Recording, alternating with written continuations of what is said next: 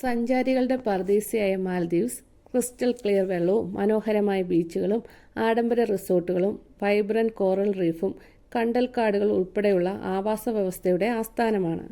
മാലേ സിറ്റിയിൽ നിന്നും ഏകദേശം 20 കിലോമീറ്റർ അകലെയായി സ്ഥിതി ചെയ്യുന്ന ഹുറ എന്ന പ്രാദേശിക ദ്വീപിലെ കണ്ടൽക്കാടൊന്ന് കണ്ടാലോ?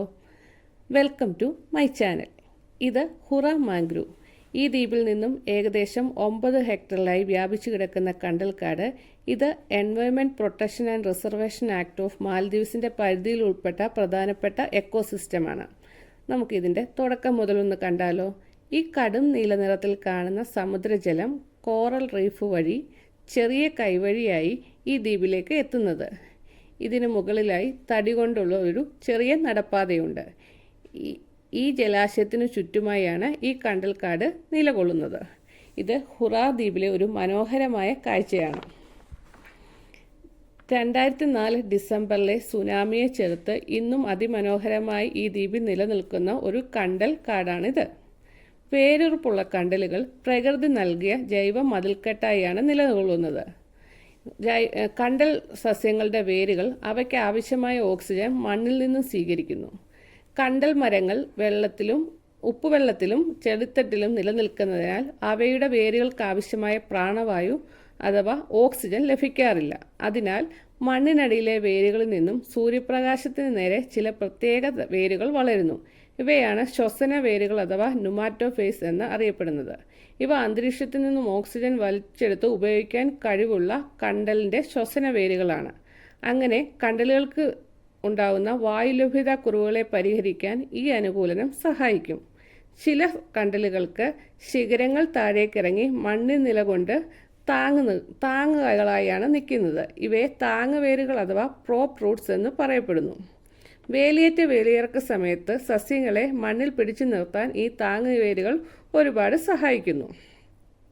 അതേപോലെ തന്നെ കണ്ടലുകളിൽ വളരെ മനോഹരമായ സസ്യങ്ങൾ മാത്രമല്ല കടൽ ജീവികൾ, വിവിധതരം പക്ഷികൾ എന്നിവ ഉള്ളതാണ്. മുത്തുകൾ, ചിപ്പികൾ, കടൽ പക്ഷികൾ, ദേശാടന പക്ഷികൾ ഇവയെല്ലാം ഈ കണ്ടൽക്കാടുകളിലെ ഒരു സ്ഥിര കാഴ്ചകളാണ്. ഇനി നമുക്ക് കണ്ടലുകളിൽ കാണപ്പെടുന്ന പ്രത്യേകതരം മരങ്ങളെ ഒന്ന് പരിചയപ്പെട്ടാലോ? വിവിധതരം മരങ്ങളാണ് ഈ കണ്ടൽക്കാടുകളിൽ കാണുന്നത്. അവയുടെ പേരുകളും അവയുടെ പൂക്കളുടെ വ്യത്യസ്തതയും ഞാൻ ചെറിയ രീതിയിൽ ഇതിനുള്ളിൽ പറയുന്നതാണ്. പ്രധാനമായും ഇവിടെ കാണുന്നത് ഓറഞ്ച് കണ്ടൽക്കാടുകൾ അഥവാ ഓറിയന്റൽ കണ്ടൽക്കാടുകൾ എന്ന് അറിയപ്പെടുന്ന ബൊഡുവക്കി, ശാസ്ത്രീയ നാമം ബ്രുഗേര ജിംനോറിസ, കണ്ടു എന്നറിയപ്പെടുന്ന ബ്രുഗേരിയ സിലൻഡ്രിക്ക, ലൂപ്രൂട്ട് കണ്ടൽ എന്നറിയപ്പെടുന്ന റാൻഡോ, ഇത് റൈസോഫോറ മാക്രോണിറ്റ എന്ന വിഭാഗത്തിൽ പെടുന്നു. ഇവിടെ ചുവപ്പ് നിറത്തിലുള്ള പൂക്കളോട് കൂടിയത് ബ്രുഗേരിയ ജിംനോറിസ, വെള്ള നിറത്തിലുള്ളത് ബ്രുഗേറിയ സിലൻഡ്രിക്ക.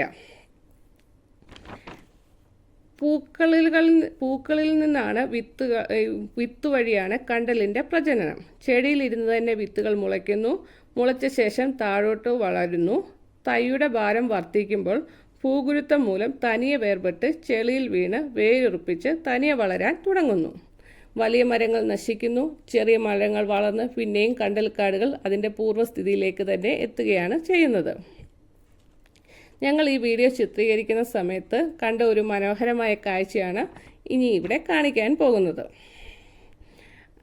അത് വീഡിയോയിൽ എത്രത്തോളം ക്ലിയർ ആയിരിക്കുമെന്ന് എനിക്ക് അറിയില്ല. ഈ നിങ്ങളിപ്പോൾ കാണുന്നത് ചെറിയ ചെറിയ കുഴികൾ, ഇത് ക്രാബുകളുടെ അഥവാ ഞണ്ടുകളുടെ കൊട്ടാരമാണ്. ഇവിടെ ആയിരക്കണക്കിന് ചെറുതും വലുതുമായ ധാരാളം കുഴികൾ കാണാം. ഈ കുഴികൾ ഞണ്ടുകളുടെ വലുപ്പം അനുസരിച്ചാണ് കുഴികളുടെ ആഴവും ഇരിക്കുന്നത്. നമ്മുടെ ചെറു ശബ്ദങ്ങളോ ചലനങ്ങളോ കേൾക്കുമ്പോൾ ക്രാബുകൾ ഈ കുഴിയിലേക്ക് ഓടി ഒളിക്കുകയാണ് പതിവ്. ഈ കണ്ടലിൻ്റെ ഇരുവശത്തുമുള്ള കണ്ടലിലെ ഈ ജലാശയത്തിന് ഇരുവശത്തുമുള്ള കാഴ്ചകളാണ് നമ്മളിപ്പോൾ കണ്ടുകൊണ്ടിരിക്കുന്നത്. ഈ ജലോപരിതലത്തിൽ കാണുന്ന ഓളപ്പരപ്പുകൾ കൂടിയാണ് നമുക്ക് മനസ്സിലാക്കാൻ കഴിയുന്നത് ചെറു മത്സ്യങ്ങളുടെ ഒരു കൂമ്പാരം അവിടെ ഓടി നടക്കുന്നതായിട്ട്. ഈ രണ്ട് കൊക്കുകളുടെ ഇടയിലായി ഒരു മത്സ്യം ഓടി നടക്കുന്നുണ്ട്. ക്യാമറയിൽ കൂടി എത്ര ക്ലിയർ ആകുമെന്ന് അറിയില്ല. ഇത് ബേബി ഷാർക്ക്, സ്രാവിൻ്റെ കുഞ്ഞുങ്ങളാണ്. ഈ സ്രാവ് കുഞ്ഞുങ്ങൾ ഈ രണ്ട് കൊക്കുകളെയും വന്ന് ശല്യപ്പെടുത്തുകയാണ് ചെയ്യുന്നത്. മഴക്കാറുള്ളതിനാൽ ഞങ്ങൾ വീഡിയോ ചിത്രീകരിക്കുന്നത് നിർത്തിവെച്ച് മുന്നോട്ട് നടന്നപ്പോൾ കണ്ട ഒരു മനോഹര കാഴ്ചയാണ് അടുത്തത്.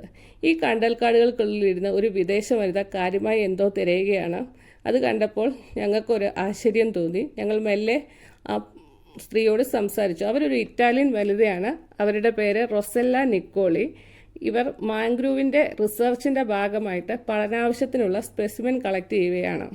ഇവരുടെ പഠനാവശ്യത്തിനുള്ള സ്പെസിമെൻ ഈ കണ്ടൽക്കാടുകളിൽ കാണുന്ന പായലുകൾക്കുള്ളിലെ ആൽഗകളെക്കുറിച്ചാണ് റിസർച്ച്.